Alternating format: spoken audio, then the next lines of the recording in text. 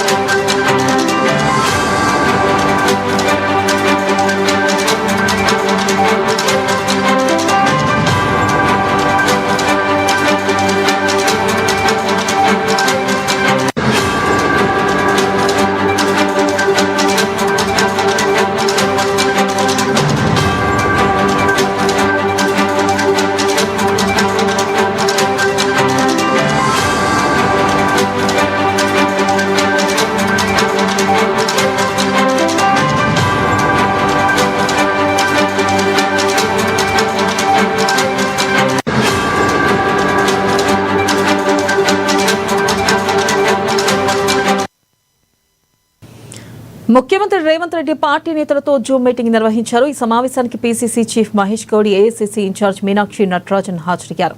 ఇక జూబ్లీహిల్స్ ఉప ఎన్నికల అభ్యర్థి ఎంపికపై చర్చించారు.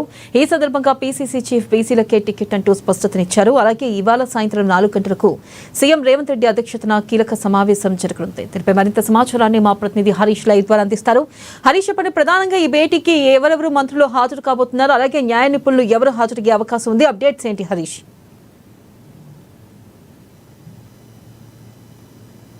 జరుగుతుంది. సమావేశంలో ఇన్ఛార్జ్ మీనాక్షి నటరాజన్, అలాగే పీసీసీ చీఫ్ మహేష్ కుమార్ గౌడ్ పాల్గొన్నారు. ప్రధానంగా జూబ్లీహిల్స్ ఉప ఎన్నికకు సంబంధించి కూడా అభ్యర్థి ఎంపిక పైన కూడా తుది కసరత్తు జరుగుతుంది. ఇక అభ్యర్థి ఎంపికకు సంబంధించి కూడా బలాబలాలు కావచ్చు, అభ్యర్థి ఎంపికకు సంబంధించి కూడా ప్రతికూల వాతావరణాలు, ప్రత్యర్థి అభ్యర్థికి సంబంధించి కూడా ఎంత మేర అక్కడ అనుకూల వాతావరణాలు ఉన్నాయని కూడా ఇప్పటికే ఒక నివేదికను సిద్ధం చేశారు.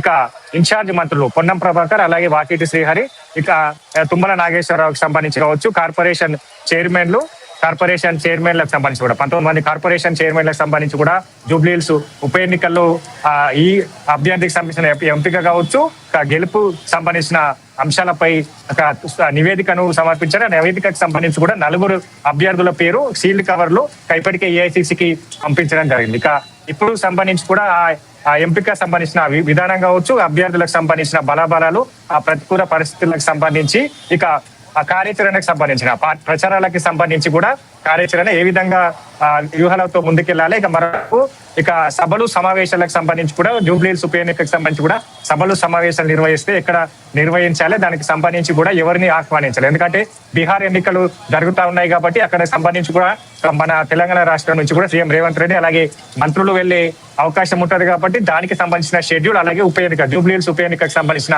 ఆ షెడ్యూల్ కి సంబంధించిన ప్రచారాలకు సంబంధించిన కావచ్చు, భవిష్యత్తు అంటే ఏ విధమైన ప్రచారాలతో ముందుకు ఇప్పటికే జూబ్లీహిల్స్ ఉప ఎన్నికకు సంబంధించి కూడా 100 కోట్ల పనులకు సంబంధించి కూడా శంకుస్థాపన జరిగింది. మరోవైపు ఇప్పటికే ఏఐసీసీకి సంబంధించి కూడా పీసీసీకి ఏదైతే ఈ ఓట్ చోరీ గద్దే చోడు అనే ఒక సంబంధించిన పోరాటాన్ని ఉధృతం చేసింది. దీనికి సంబంధించి అంటే బీజేపీ ప్రభుత్వం ఓట్లకు సంబంధించి కూడా కొల్లగొడతా ఉన్నది. ఓట్లకు సంబంధించి కూడా కాంగ్రెస్ పార్టీ అనుకూలంగా ఉన్న ఓట్లను తొలగిస్తా ఉన్నది. గెలుపు కోసం ఓట్ చోరికి పాల్పడుతుంది. ఈ ఉద్యమానికి సంబంధించి కూడా దేశవ్యాప్తంగా ముమ్మరం చేశారు. ఈ అంశాన్ని కూడా జూబ్లీహిల్స్ ఉప ఎన్నికల్లో బలంగా ప్రచారం తీసుకెళ్లాలని కూడా ఏసీసీ పిసిసికి ఆదేశించిన నేపథ్యం కావచ్చు, దానికి సంబంధించిన ఆ కార్యాచరణకు సంబంధించిన అంశాలు కావచ్చు. దాంతో పాటుగా ఇక బస్తీ నిద్ర ఇక అభ్యర్థి ఎంపిక పైన కూడా ఈ రోజు తుది కసరత్తు జరుగుతుంది కాబట్టి ఈ రోజు లేదా రేపు సంబంధించిన అభ్యర్థిని ఆ ప్రకటన ఉంటుంది. ఇప్పటికే ముగ్గురు అభ్యర్థులకు సంబంధించి కూడా బలాబలాల నివేదిక పైన కూడా జూమ్ సమావేశంలో చర్చ జరుగుతున్నట్టుగా తెలుస్తోంది. ఇప్పటికే నిన్న పిసిసి చీఫ్ కి సంబంధించి కూడా ఒక క్లారిటీ ఇవ్వడం జరిగింది. ప్రధానంగా చూసుకున్నట్లయితే ఇటు న్యాయపరమైన కూడా ఇబ్బందులు రాకుండా ముందుకు వెళ్లే యోచనలో ఉన్నట్లుగా కూడా ఈ భేటీలో కీలక చర్చలు జరిగే అవకాశం ఉన్నట్లుగా కూడా తెలుస్తుంది. మరి ఈ నేపథ్యంలో రేపు అంటే 8వ తారీఖు గనక కోర్టు తీర్పు గనక ప్రభుత్వానికి వ్యతిరేకంగా వస్తే తదుపరి నిర్ణయం ఏ విధంగా తీసుకునే అవకాశం ఉంది? రైట్, జూబ్లీహిల్స్ ఉప ఎన్నికతో పాటుగా ఈ రోజు సాయంత్రం బీసీ ముఖ్య నేతల సమావేశం ఉంది. ఈ సమావేశంలో మంత్రులు పొన్నం ప్రభాకర్, కొండా సురేఖ, వాకిటి సీరాయ్తో పాటుగా బీసీ ఎమ్మెల్యేలు బీసీ ముఖ్య నేతల కూడా సమావేశం జరుగుతుంది. ఈ సమావేశంలో ప్రధానంగా రేపు హైకోర్టులో ఇక 42% రిజర్వేషన్ కి సంబంధించి కూడా రేపు వాదనలు వినిపించనున్న నేపథ్యం ఉంది. అందుకు రాష్ట్ర ప్రభుత్వం నుంచి కూడా ఎలాంటి వాదనలు బలమైన వాదనలకు సంబంధించి కావచ్చు, ఏ విధంగా 22% సంబంధించిన రిజర్వేషన్ ను ఏ విధంగా ఇప్పుడు ఆ బిల్లుకు సంబంధించి 9వ బిల్లుకు సంబంధించి కూడా ఏ విధంగా చేయడం జరిగింది, దానికి సంబంధించిన అన్ని అంశాలపైన కూడా సాయంత్రం సమావేశం జరుగుతుంది. కాబట్టి సాయంత్రం సమావేశంలో అనుసరించాల్సిన వ్యూహాలు పిసిసి చీఫ్ కి అలాగే ఇన్ఛార్జి మీనాక్షి నటరాజన్ కి సంబంధించి కూడా సీఎం రేవంత్ రెడ్డి దిశానిర్దేశం చేస్తున్న నేపథ్యం అయితే కనిపిస్తా ఉంది. ఇక రేపు సంబంధించి కూడా కీలకంగా అని చెప్పారు. ఎందుకంటే నిన్న సుప్రీంకోర్టుకు సంబంధించి కూడా బీసీ రిజర్వేషన్ బిల్లుకు సంబంధించి హైకోర్టులో కేసు విచారణ జరుగుతూ ఉన్నది. కాబట్టి దీనికి సంబంధించి కూడా హైకోర్టులో తేల్చుకోవాలనుకున్నా నిన్న సుప్రీంకోర్టుకు సంబంధించిన పిటిషన్ కూడా నిన్న రద్దు చేయడం జరిగింది. ఇక రేపు హైకోర్టుకు సంబంధించి ఇదే బిల్లు పైన వాదనలు కొనసాగుతున్నాయి. రాష్ట్ర ప్రభుత్వం తరపు నుంచి కూడా ప్రత్యేకంగా బిల్లుకు సంబంధించి కూడా అనుకూలంగా ఏదైతే తీర్పు వచ్చే విధంగా కూడా సిద్ధం చేశారు. హైకోర్టుకు సంబంధించి కూడా పలు అంశాలపైన కూడా రేపు వివరించేందుకు రాష్ట్ర ప్రభుత్వం తరఫున కూడా సిద్ధంగా ఉన్నారు. 50% రిజర్వేషన్ కి సంబంధించి కూడా పరిమితి దాటొద్దు అనేది కూడా ఈ కోర్టులో పిటిషన్ రిట్ పిటిషన్ వేయడం జరిగింది. కాబట్టి దానికి సంబంధించిన కూడా 103 రాజ్యాంగ సవరణ ద్వారా ఆర్థికంగా బలహీనంగా ఉన్న ఈడబ్ల్యూఎస్ కి 10% రిజర్వేషన్లు కల్పిస్తూ 50% క్యాప్లు ఎత్తివేసేందుకు దానికి సంబంధించి కూడా రాష్ట్ర ప్రభుత్వానికి అధికారం కలిగి ఉంది. అది సుప్రీంకోర్టు రూలింగ్ అమల్లో లేదని కూడా స్పష్టం చేయనున్నారు. దాంతో పాటుగా ప్రధానంగా చూసుకున్నట్లయితే బీసీలకే జూబ్లీహిల్స్ ఉప ఎన్నిక టికెట్ కూడా బీసీకే ప్రాధాన్యత అంటూ కూడా చెప్తుంది. మరి ఈ నేపథ్యంలో ప్రభుత్వం ఎవరికి టికెట్ ఇచ్చే అవకాశం కనిపిస్తుంది? ఎవరు ప్రధానంగా బీసీ నేత ఉండనున్నారంటారు? ప్రధానంగా దీనికి సంబంధించి ముగ్గురు ఇన్ఛార్జ్ మంత్రులు అలాగే కార్పొరేషన్ చైర్మన్లకు సంబంధించి కూడా అభ్యర్థి ఎంపిక పైన కూడా ఇప్పటికే సర్వేలు చేయడం జరిగింది. బలాబలాలు కావచ్చు, అభ్యర్థికి వాతావరణం అలాగే ప్రతికూల పరిస్థితులు కావచ్చు.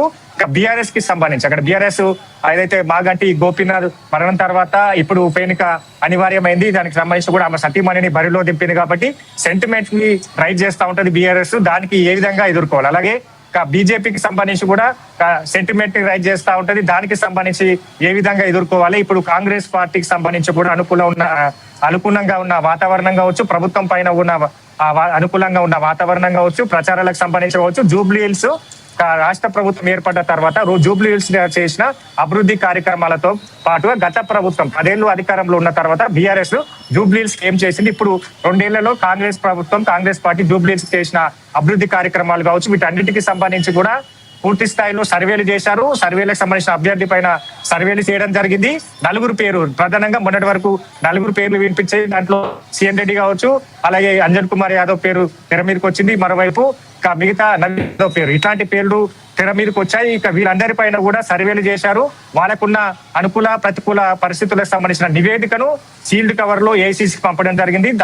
ఆ నివేదిక కాపీని సీఎం రేవంత్ రెడ్డికి, పిసిసి చీఫ్ కి, ఇన్ఛార్జ్ మీనాక్షి నటరాజన్ కూడా పంపించడం జరిగింది. ఆ నివేదిక ఆధారంగా కూడా ఈ రోజు ఒక్కరి పేరు ఖరారు చేసే అవకాశం ఉంది. దాంట్లో ఎవరికి గెలుపు దిశగా వెళ్లే అవకాశాలు ఉన్నాయి, ఎవరిని కాంగ్రెస్ పార్టీ అభ్యర్థిగా నిలబెడితే ఖచ్చితంగా గెలిచే అవకాశాలు ఉన్నాయో వాటికి సంబంధించి కూడా అభ్యర్థిని ఖరారు చేసేందుకు ఈ రోజు సమావేశంలో కూడా అభ్యర్థి పైన కూడా ఖరారు చేసి ఏఐసిసికి మరోసారి ఒక అభ్యర్థి పేరు కూడా పంపించడం జరుగుతుంది. ఏఐసిసికి సంబంధించి కూడా ఆ అభ్యర్థికి సంబంధించిన బలాబలు ఆ నివేదికను అంతా చూసిన తర్వాత ఈ రోజు లేదా రేపు ఉదయం ప్రకటించేందుకు సిద్ధంగా ఉన్నది. పార్టీకి సంబంధించిన కార్యాచరణ ప్రచారాలు ఇక మిగతా ప్రతిపక్ష పార్టీలు ఏ విధంగా ఆరోపణలు చేస్తున్నాయి కాంగ్రెస్ ప్రభుత్వం పైన వాటిని తిప్పికొట్టే విధంగా కూడా కార్యకర్తలను సన్నిద్ధం చేయడంతో పాటుగా బూత్ లెవెల్లో ఇప్పటికే కార్పొరేషన్ చైర్మన్లకు సంబంధించి కూడా కార్యాచరణ సిద్ధం చేశారు. బూత్ లెవెల్లో ప్రచారాలతో పాటుగా ఓట్ చోరీ గద్దే చోడు అనే ఇది మరోసారి ఉద్యమాన్ని జూబ్లీహిల్స్ వేదికగా కూడా ప్రారంభించబోతుంది.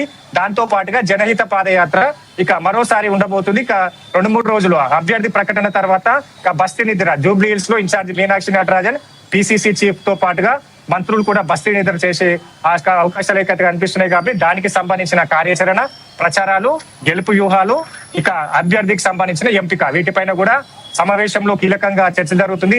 దీని తర్వాత రేపు హైకోర్టులో బీసీ రిజర్వేషన్ కి సంబంధించి రాష్ట్ర ప్రభుత్వం తరపున ఏ విధంగా బలమైన వాదనలు వినిపించాలి, రిజర్వేషన్ బిల్లుకు ఆమోదపడే విధంగా కూడా రాష్ట్ర ప్రభుత్వం వద్ద ఉన్న ఆధారాలు కావచ్చు, ఇక 42% రిజర్వేషన్ ఎంతవరకు పకడ్బందీగా నిర్వహించాం, కులగణన సర్వే ద్వారా ఆయా సామాజిక వర్గాలకు సంబంధించి ఏ విధంగా ముందుకు వెళ్తుంది, బీసీలకు సంబంధించి కూడా రాజకీయంగా గత 10 ఏళ్ల నుంచి కూడా ఈ రిజర్వేషన్ కి సంబంధించి గత ప్రభుత్వం చెప్పినా కూడా చేయలేకపోయింది. ఇప్పుడు కాంగ్రెస్ ప్రభుత్వానికి సంబంధించి కూడా రిజర్వేషన్ల అంశాన్ని ఎన్నికల ముందు ఇచ్చిన హామీని నెరవేర్చింది. దాన్ని పకడ్బందీగా నెరవేర్చామని కూడా హైకోర్టుకు రేపు వాదనలు వినిపించిన నేపథ్యం. దాంతో పాటుగా న్యాయ సలహాలు తీసుకున్నారు. నిన్న ఢిల్లీలో ఇదే అంశం పైన కూడా నిన్న బెంగళూరులో ఇదే అంశం పైన కూడా నిన్న సీఎం రేవంత్ రెడ్డి ఖర్గేతో మాట్లాడాడు. అభ్యర్థికి సంబంధించి కావచ్చు, రిజర్వేషన్ల అంశం కావచ్చు, ప్రచారాలకు సంబంధించి కావచ్చు, గెలుపు వ్యూహాలు వీటన్నిటిపైన నిన్న చర్చ చేశారు.